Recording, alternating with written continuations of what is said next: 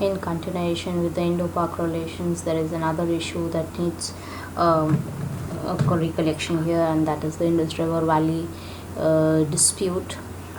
The Indus, along with its tributaries, were a point of controversy between India and Pakistan specifically because the rivers originated from the Indian territories and moved in to cover roughly three-fourths of Pakistan, essential for its irrigation purposes and also a water source for the entire Pakistan.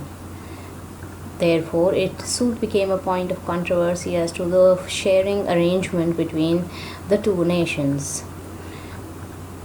With the mediation of the World Bank, the two parties came to a conclusion wherein the flowing rivers, that is, if you start from the source of the river towards my right would fall the Indus River, Chenab and Jhelum, which would belong to Pakistan, and the eastern rivers including Ravi, Bias and Satluj, the eastern rivers which would now belong to India.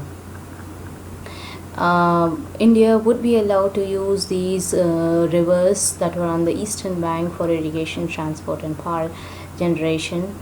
However, huge dams were permitted only with the consensus of both the nations, specifically as it could also involve problems during the summers or water scarce times.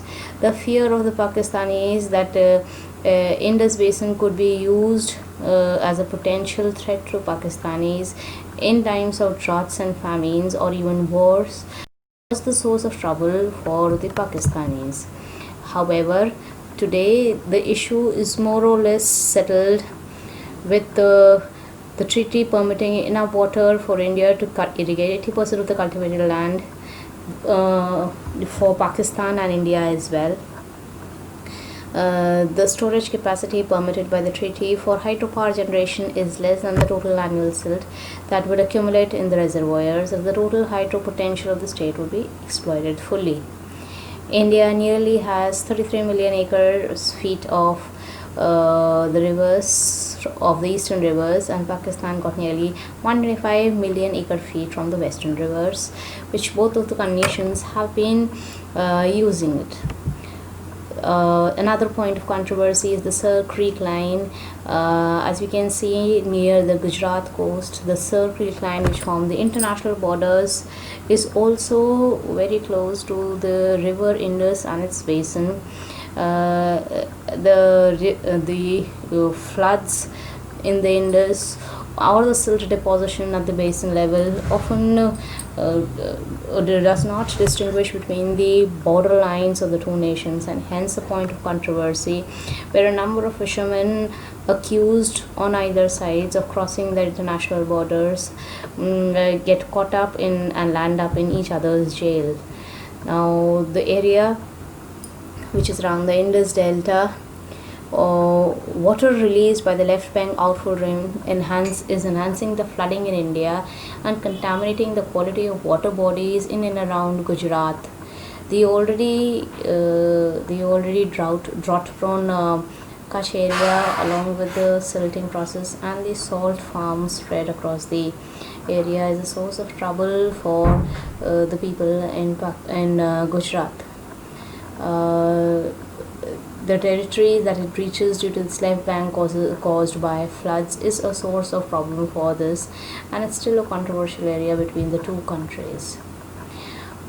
As a conclusion of what we have studied so far, the foreign policy has certain basic concepts, besides being the land of Gandhi, where world peace is of supreme importance, where preservation of national interests are equally important, and hence there has been quite often a change in the foreign policy of the nation. Disarmament continues to be our main objective, provided it is impartial and is followed by all the big nations of the world. We have cordial relations, and we are trying to have cordial relations with most of our neighboring and the other countries of the world. We respect the sovereignty and equality of all nations. Non-aligned movement, despite the end of the Cold War, continues to be of supreme importance for India as an economic pressure group, as a representative of the developing and the underdeveloped world, as a driving source in various organizational and higher level summits. Equality is to be conducted in all international relations. The present Indian foreign policy still continues to have nationalism and humanism as the fulcrum of India's vision. Humanitarianism continues to be the core human value for Indians, as has been proven in the Indian involvement in Afghanistan, where India is the biggest investor in human welfare. Roughly a $10 billion fund for people-centric projects, specifically in educational and economic fields, has been provided by the Indian officials for Afghanistan and its development after the war-torn regime in the 80s and the 90s. The nuclear weapon policy or the program launched by Nehru has had alterations till today, beginning with the 1944, where Homi Jahangir Baba started a trust. Thereafter, in 1945, led to the creation of the TIFR, or the Tata Institute of Fundamental Research in India.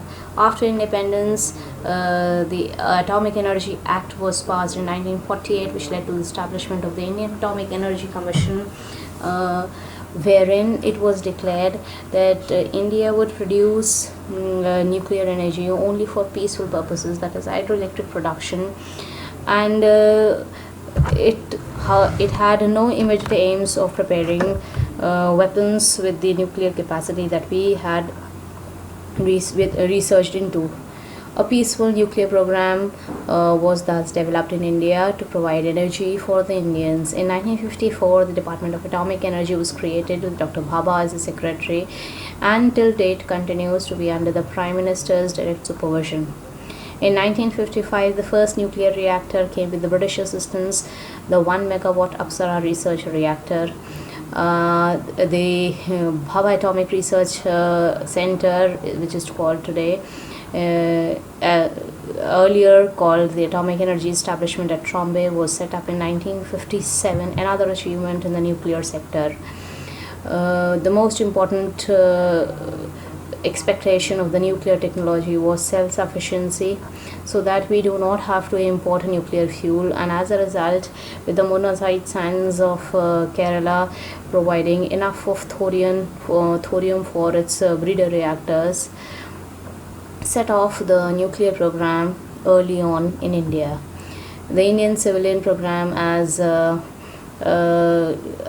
discussion once between Nehru and Homi Jahangir Baba referred, wherein Nehru asked Bhabha if they could produce an atomic bomb. When Bhabha said it would take nearly an year, Nehru openly declared that he did not intend at that point of time to build up nuclear capacity, weapons capacity. That is, he was more interested in a scientific approach to the nuclear technology rather than involving nuclear technology in international relations. A land of Gandhi would still prefer to be a world without nuclear policy. It, however, was very firm in refusing to sign the NPT, which it felt was discriminating in nature, which legitimized the monopoly of 5 nuclear powers, but did not ask them to go in for disarmament themselves. Under Indira Gandhi's regime, the first nuclear explosion takes place at Pokhran in Rajasthan, wherein the capacity to build nuclear weapons was only tested. However, the first testings were done only in 1998 May, where the first successful nuclear tests occurred, which could provide a credible minimum deterrence. The nuclear policy then was of no first use, wherein India, despite sanctions, reinstated that it was committed to global, verifiable, and non-discriminatory nuclear disarmament policy for India. This has continued till the time of Modi, wherein there has been a slight change because of the change in the neighborhood policies of nations.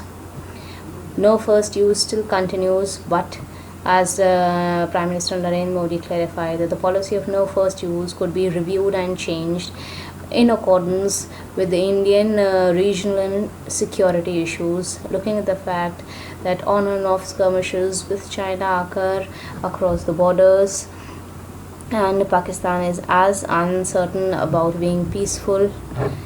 Though India still hasn't signed the CTBT and the NPT, but it is committed to ensure its membership in the Nuclear Suppliers Group, and is bent upon asking nations, big powers, to reduce the number of armaments it possesses. As far as the Indo-Israeli relations is concerned, India had been a close relative, closely related to the Arab world, specifically since the times of the non-aligned movement.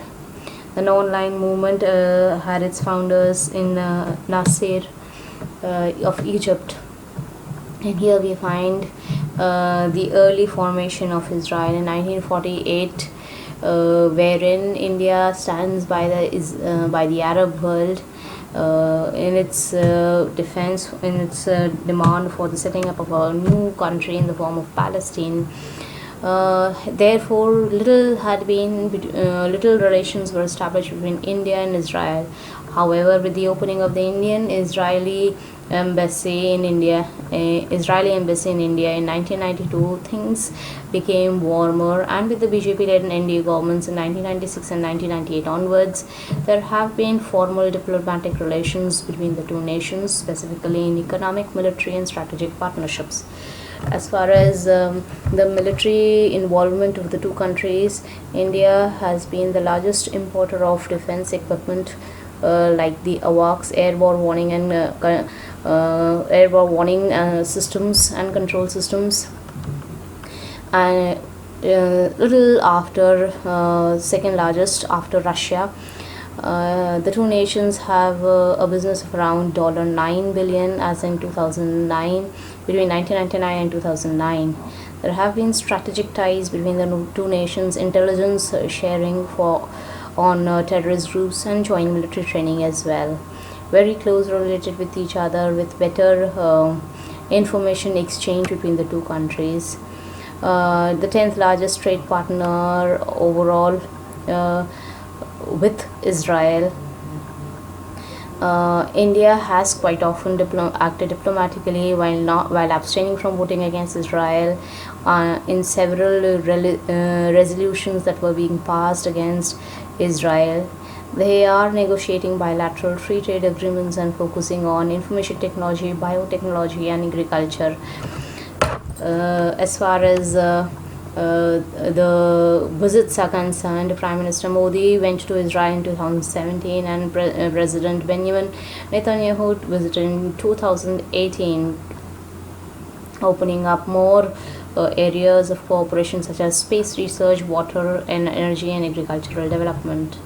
Indo-USSR relationships were earlier very strong. After the establishment of Russia, relations have not progressed so well. However, relations still continue as India continues to buy the maximum number of armaments from Russia.